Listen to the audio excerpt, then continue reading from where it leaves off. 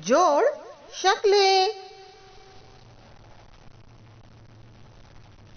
बच्चों, ये तोय हरूफ की निस्फ शक्लें हैं और तोय हरूफ के दोनों जानिब हुर्फ जोड़े जाते हैं और उनसे बामानी लफ्ज बना सकते हैं, जिसकी कुछ मिसालें मैं बता रही हूँ। त, प, ता, त, ब, तब,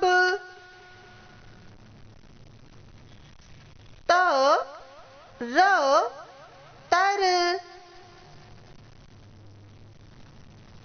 त, व, तो,